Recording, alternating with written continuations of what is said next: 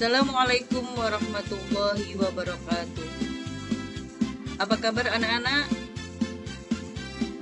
Untuk mengawali pembelajaran kelas 12 semester 1 ini, kenalkan, saya akan membahas tentang sistematika surat lamaran pekerjaan.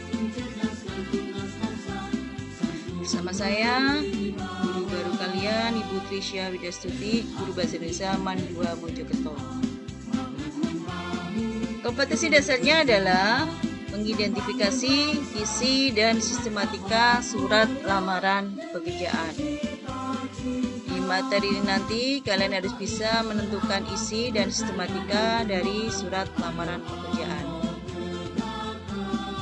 Sebelum kalian mengidentifikasi isi dan sistematikanya, terlebih dulu kalian harus memahami pengertian dari surat lamaran pekerjaan. Menurut Kemendikbud, surat lamaran pekerjaan adalah surat yang berisi permohonan untuk bekerja di suatu lembaga, perusahaan atau perseroan terbatas yang pada umumnya memiliki bagian-bagian berisi identitas diri, jasa yang dapat dilakukan, pendidikan, hingga keterangan keahlian dan pengalaman. Sedangkan menurut Triyatna, yaitu surat lamaran pekerjaan, surat yang dibuat oleh pencari atau pelamar kerja yang dikirimkan kepada perusahaan atau lembaga dengan harapan mendapat jabatan atau pekerjaan sesuai dengan lowongan pekerjaan yang ditawarkan. Sistematika surat lamaran pekerjaan menurut Kemendikbud mencakup yang pertama, tempat dan tanggal pembuatan surat, lampiran dan hal, alamat surat, salam pembuka, alinea pembuka, isi, penutup, salam penutup, tanda tangan, dan nama terang. Saya akan membahas satu persatu sistematika dari surat lamaran pekerjaan. Yang pertama adalah tempat dan tanggal pembuatan surat. Untuk mengetahui kapan dan di mana surat lamaran pekerjaan tersebut dibuat, bagian ini biasanya ditempatkan di pojok kanan atas tanpa titik karena bukan kalimat. Yang kedua, lampiran dan hal, beritahukan kepada banyaknya lampiran yang disertakan. Misalnya, lamaran dilengkapi oleh identitas dan kualifikasi pelamar sebanyak 4 lembar. Contohnya berarti ditulis lampiran 4 lembar. Selanjutnya adalah alamat surat. Tentunya yang dimaksud adalah alamat kemana surat lamaran dikirimkan, yang berarti akan memuat penerima dan alamat lembaganya.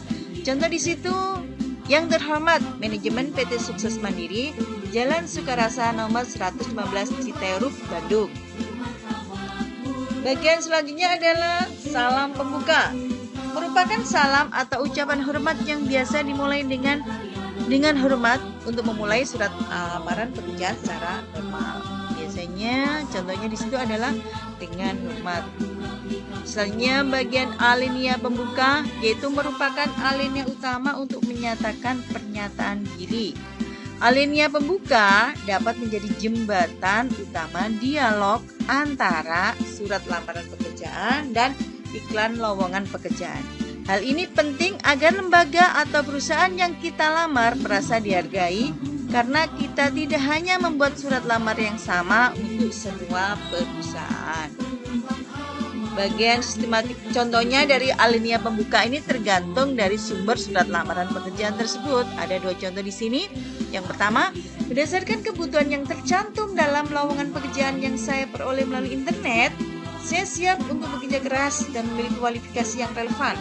Karena saya baru saja lulus dari SMK bidang keahlian administrasi perkantoran. Contoh kedua, berdasarkan iklan lowongan pekerjaan di Kompas 20 Januari 2020, ada sumbernya. Perusahaan yang Bapak pimpin membutuhkan karyawan untuk bagian produksi. Bagian sistematika dari surat lamaran pekerjaan selanjutnya adalah isi. Isi ini terdiri dari identitas diri, maksud dan tujuan, dan menyatakan lampiran. Identitas ini bisa berupa nama, tempat tanggal lahir, pendidikan, dan dapat ditambahkan dengan alamat. Bagian selanjutnya dari sistematikanya adalah penutup. Dalam penutup, sebaiknya pelamar pekerjaan harus menunjukkan keantusiasan atau harapan terhadap pekerjaan yang dituju. Contoh, demikian surat lamaran pekerjaan ini saya buat. Besar harapan saya untuk dapat bergabung dan menjadi bagian dari perusahaan. Bagian selanjutnya adalah salam penutup.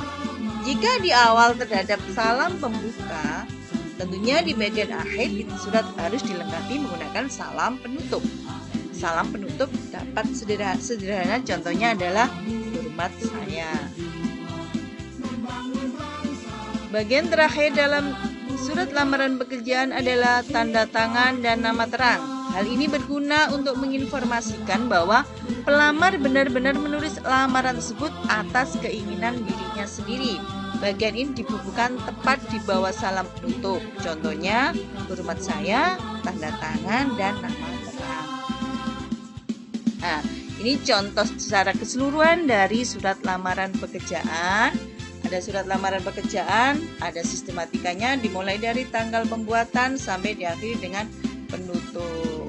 Demikian materi tentang mengidentifikasi sistem surat lamaran pekerjaan. Semoga bermanfaat. Assalamualaikum warahmatullahi wabarakatuh.